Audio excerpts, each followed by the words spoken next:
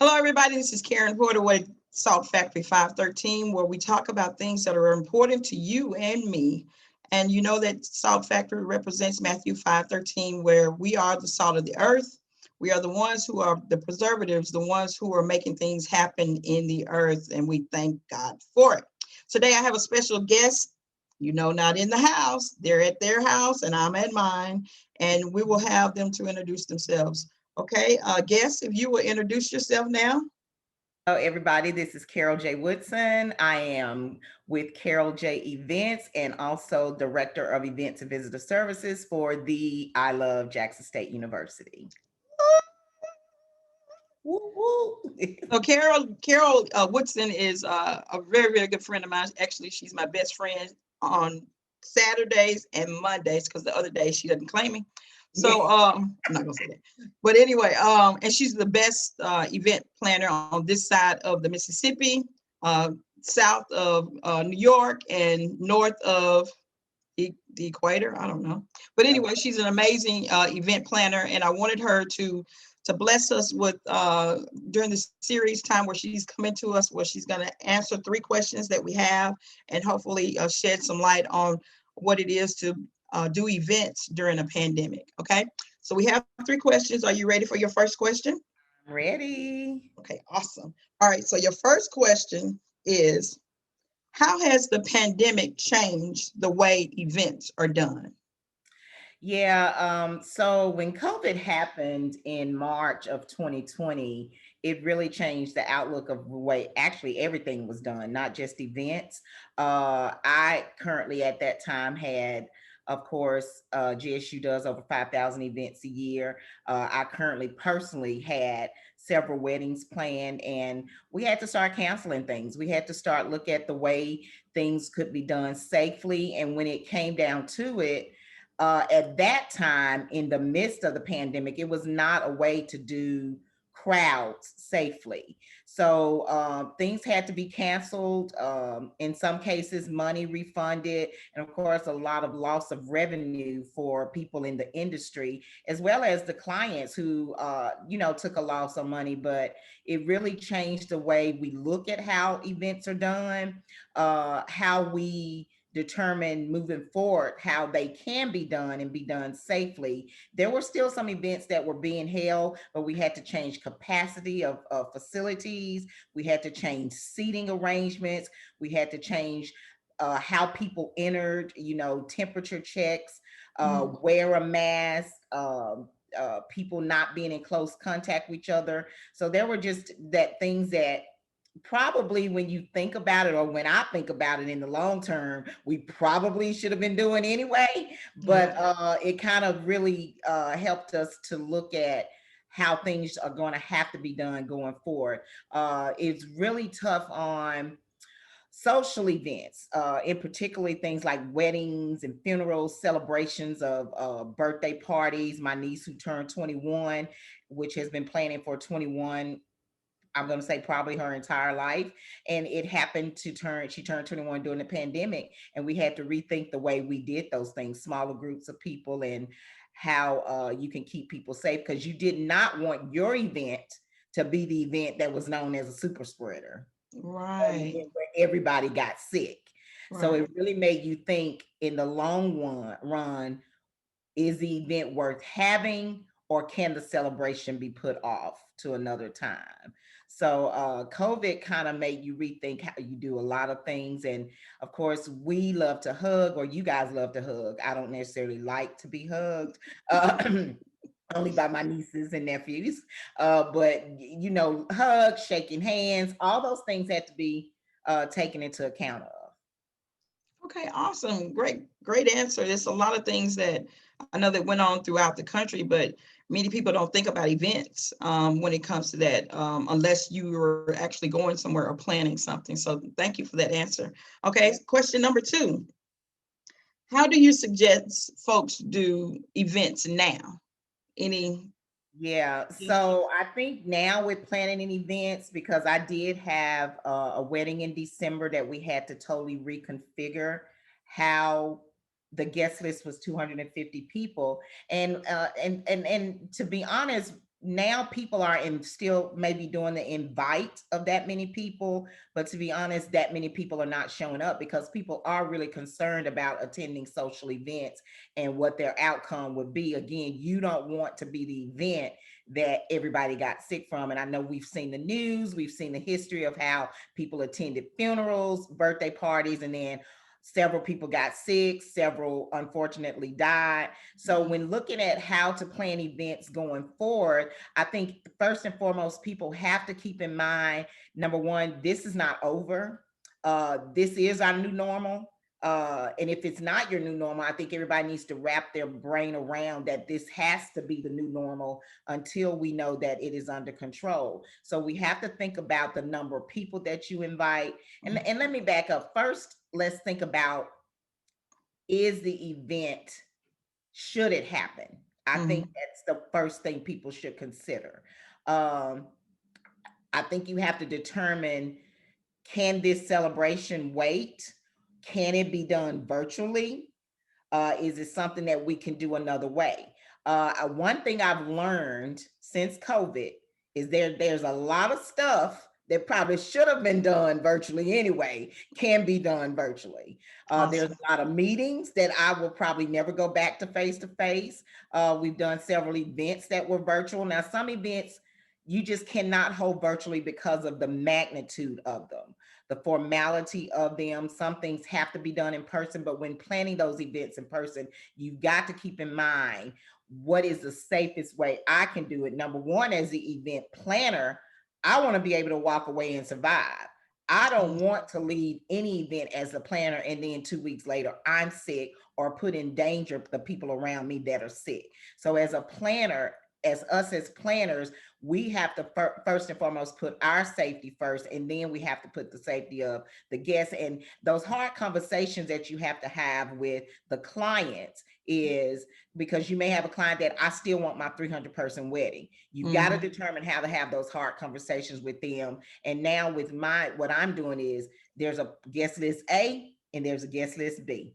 Guest list A is if COVID does not exist, we're in the clear, we can move forward. Guest list B is, you got to cut your guest list from 300 to 150 people. How are you going to decide who those 150 people are? And then start hooking up with people that are technically savvy, people that can help you live stream events and put events on Zoom and invite, people virtually, because virtual is, honestly, in 2020, we probably should have been more prepared Right. virtually anyway. So I think COVID catapulted us into, y'all better get ready, because this is the future. This is how it's going forward. Wow. Well, that's good information. And I know that those who are watching will have more ideas on how to do an event safely until, like you said, all of this is under control. Thank you for that answer. You're All right, welcome. number 3, are planners needed now? If so, why? Yes. Well, of course, I'm going to say a planner is always needed. And let me clarify the difference in what I do and, well, not just what I do, but there's a difference between event management, planning, coordination, decorating, florists, caterers. There's a difference in all of that. Your Okay. event manager and planner, like myself, I coordinate everything for the client. My tagline for my clients is, all you have to do is show up.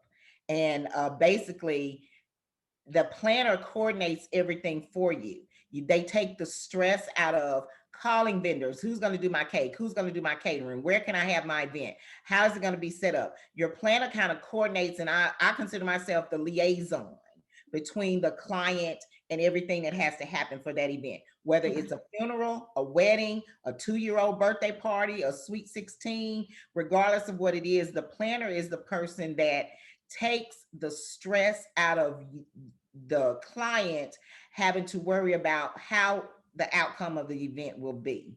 Um, and it takes someone that's very detailed, organized, and it also takes good relationships. You've got to have a good relationship, working relationship with your vendors, the people that provide the services. And I'm kind of a stickler with, if somebody does a great job, I typically stick with them. So you'll see me kind of use the same people all the time. And I tell people all the time, I know you're not gonna like this, but I'm not Jesus. You get one shot with me. Now I think you get 7 or 50 or however many more with Jesus, but with me, you get one good shot. And if you mess it up, I'm moving on to the next.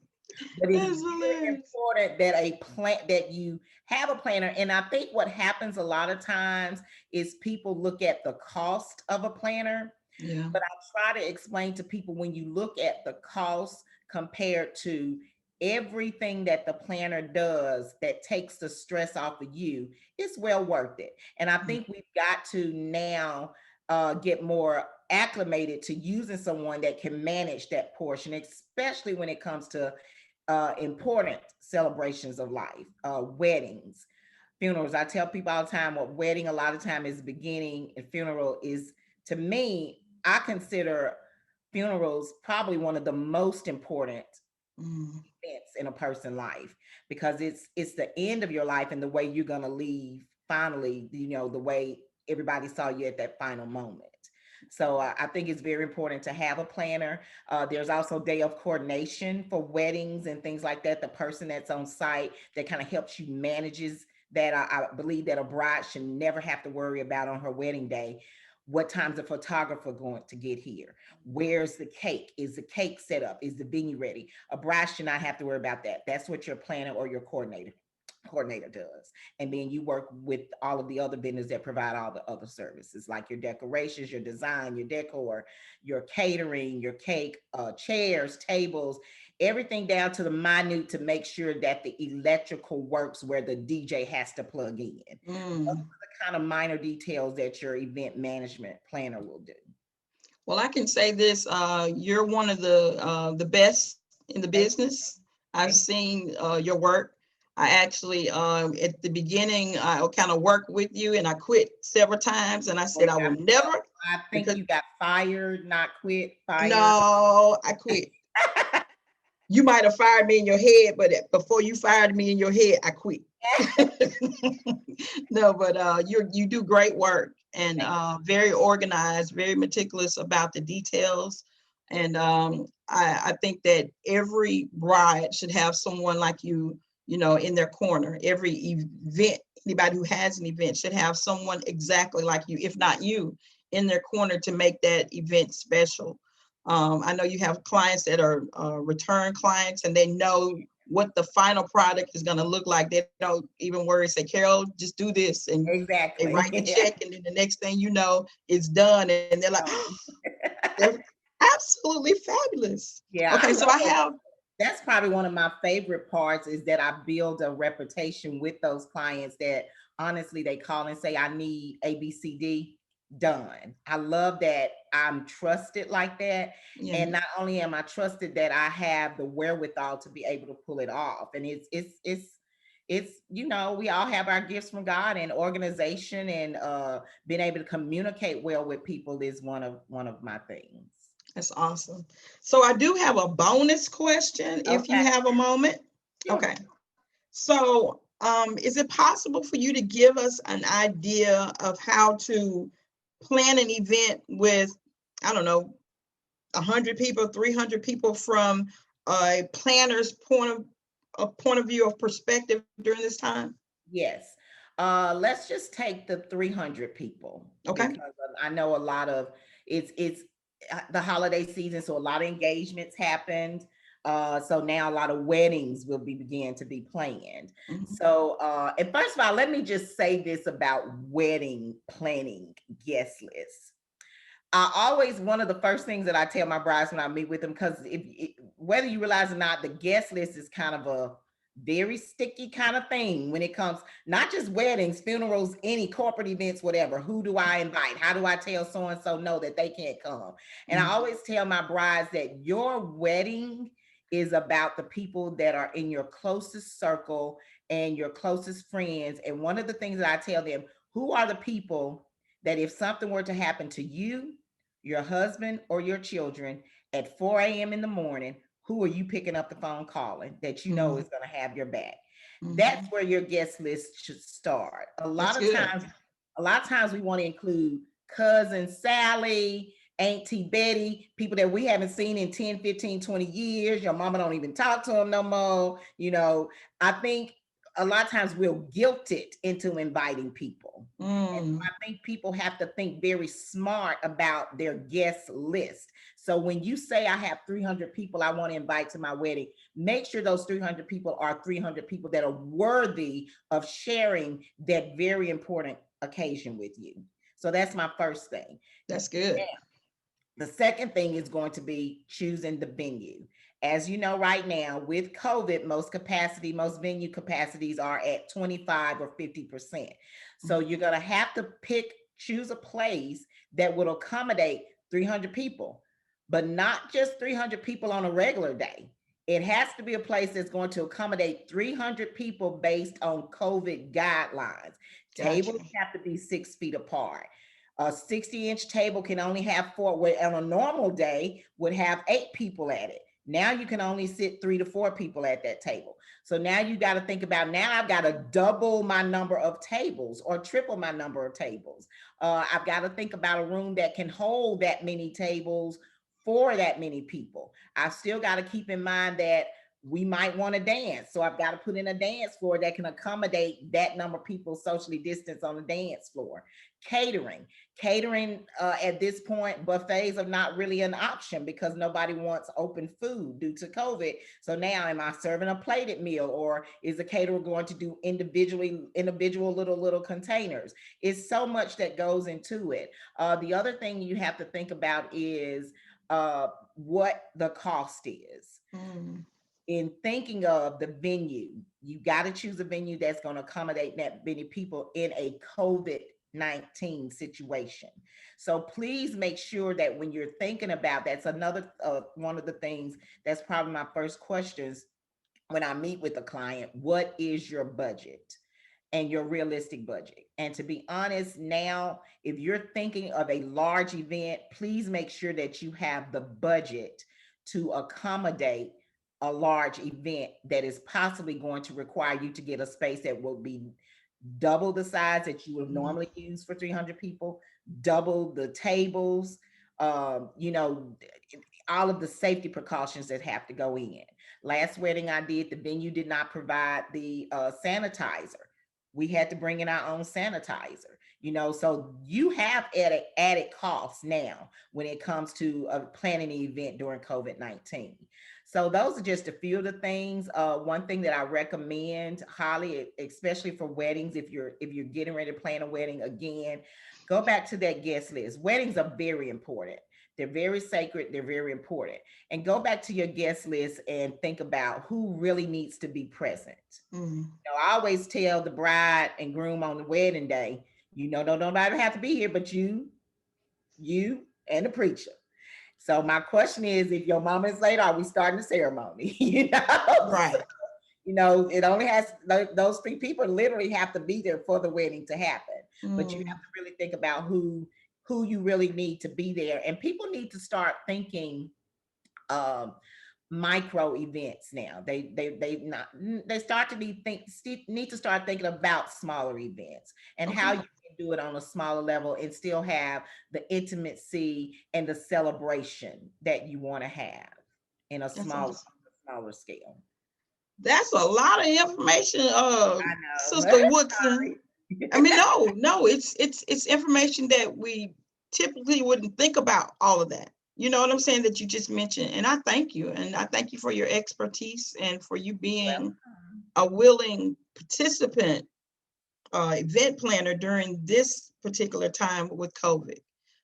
So that's going to about wrap up. Is there anything you wanted to add to the audience or say to the audience before we wrap this Well, I, up? I just want people to continue to celebrate celebrations, continue to celebrate celebrations, whether you're doing it in a small scale with 5, 6 people in your family, or whether you decide to go on a larger scale.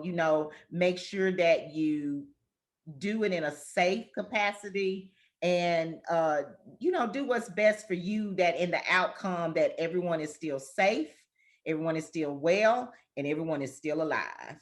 That's good. That's good. So if someone wanted to reach out to you, Carol, or wanted to get in touch with you, she's a super bad lady. I need her on for my next event. I need her for this corporate thing that I'm planning, and I don't know how to do it. I gotta do it. How can someone get in touch with you? They can contact me. My cell number is 601-238-5518, or they can email me, they can text also, or they can email me at carolj.events@gmail.com. Okay, so that's going across the bottom of the screen right now. So we appreciate your time. I appreciate your friendship. And you're one of the baddest girls in the South. So when the show starts, for you to be the main, I don't know what it's going to be. It's going to be something. And I don't know if it's going to be own, or on a different platform, but it's coming. Thank you. I appreciate it. I love talking about events, so I appreciate the time to talk to people. Okay, so we're going to end the event. So you want to say bye. Bye, everybody. Bye. We love y'all. 2021. Yeah, 2021. Bye, y'all.